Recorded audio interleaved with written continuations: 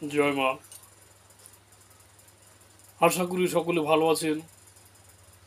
আমার YouTube channel তান্ত্রিক ভার্গব আনন্দ তীর্থনাথ।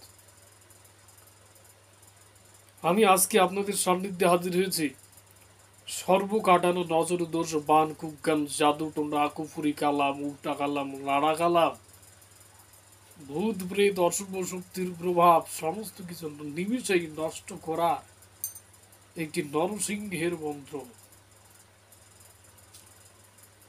নরসিংহদেবের মন্ত্র নিয়ে আপনাদের সান্নিধ্যে হাজির হয়েছে। এমনকি এই মন্ত্রের দ্বারা বহু কিছু করতে পারবেন। কিছু ব্যাপার এই মন্ত্রের কিছু ভেদ আমি ভেঙে দেব, কিছু বিষয়ে আলোচনা করব।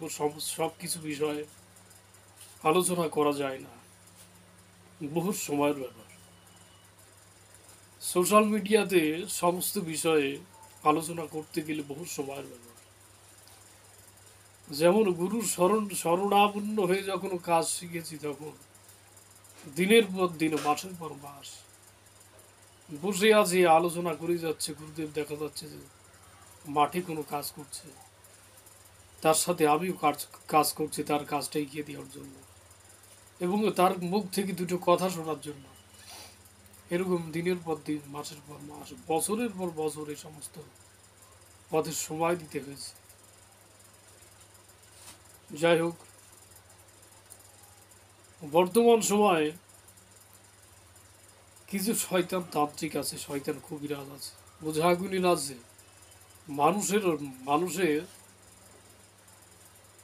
কুফুরি কালাম উল্টা কালাম নাড়া কালাম বান কুজ্ঞান জাদু টোনা বা প্রেত চালান অশুভ শক্তির প্রভাব বিস্তার করা, এই সমস্ত নানান প্রকার ক্রিয়াকর্ম, খারাপ ক্রিয়াকর্ম মানুষের উপরে করে। মানুষ যখন বুঝতে না পারে ডাক্তারের শরণাপন্ন হয়, কোনো প্রকার রোগ ব্যাধি ধরা পড়ে না, কোনো মেশিনে ইসিজিতে কোনো রিপোর্টই আসে না। এমত অবস্থায় অনেক উঝাগুনিন তান্ত্রিক কবিরাজের কাছে যায়। তখনও তারা নিজেদের মতো তাদের স্বার্থ উসুল করে নেয়, অর্থ করি টাকা পয়সা।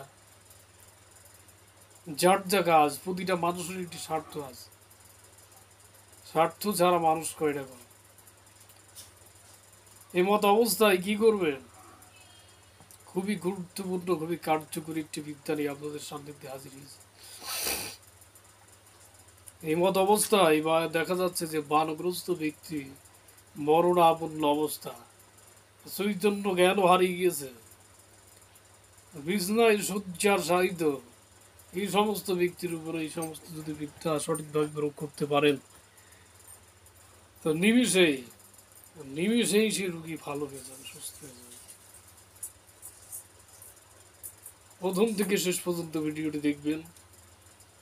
যারা কাজ করতে চান, যাদের এই সমস্ত কর্মে যাদের আগ্রহ আছে,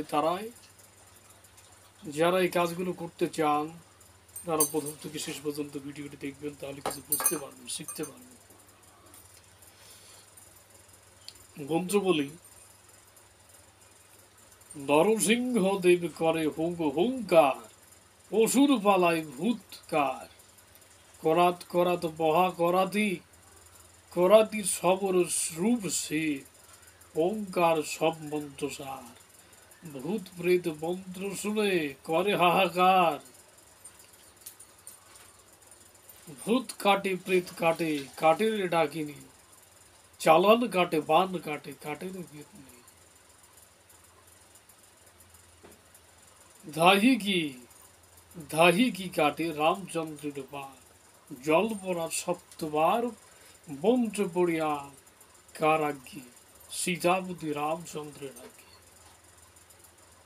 বোঝেন?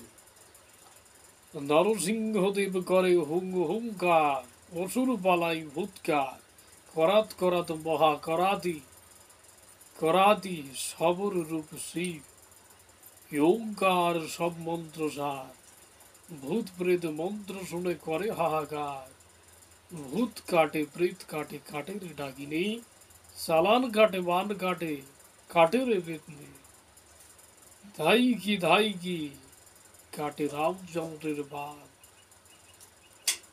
জল ভরার সপ্তবার মন্ত্র পরিয়ান কারাগ্যে সীতাপতি শ্রীরামচন্দ্রের আজ্ঞে। আশা করি মন্ত্রটি সকলে বুঝতে পেরেছেন। আমি স্ক্রিনে দিয়ে দিয়েছি আপনাদের বোঝার সুবিধার্থে। মন্ত্রটি ভালো করে মুখস্থ করে নেবেন। মুখস্থ করার পর কি বলছে, বান ডোরা জাদু কাটার জন্য জল জল ভরে 3টি ফু দিয়ে খাওয়াতে হবে এবং 3 দিন স্নান করাতে হবে। বলছে এই মন্ত্রের বহু প্রয়োগ আছে। এই মন্ত্রের দ্বারা বহু কাজ করা সম্ভব। যেমন কিছু নিয়ম সম্পর্কে জানাই।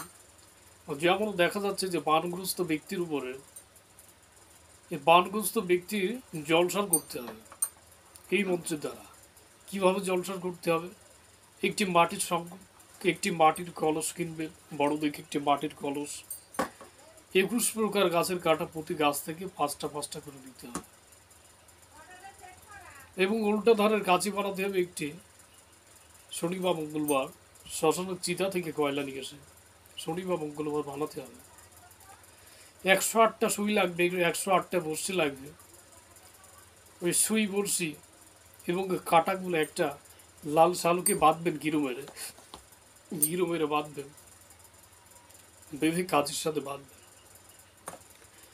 এবং 7 কলের জল বা 7টা পুকুরের জল বা 7টা নদীর জল সংগ্রহ করে নিয়ে আসবেন।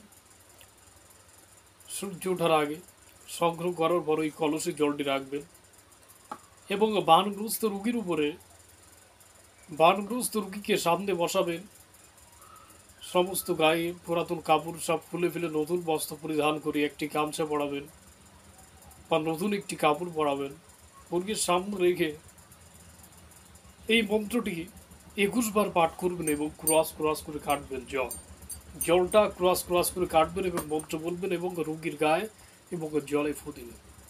ফু দেওয়ার পরে 21 বার পাঠ করার পর এই জলটি রুগীকে একটু খাওয়াবেন এবং হাড় বাকসার পাতা নিয়ে মাথা থেকে পা অবধি 21 বার মন্ত্র পাঠ করবেন, ফু দেবেন এবং টেনে দেবেন।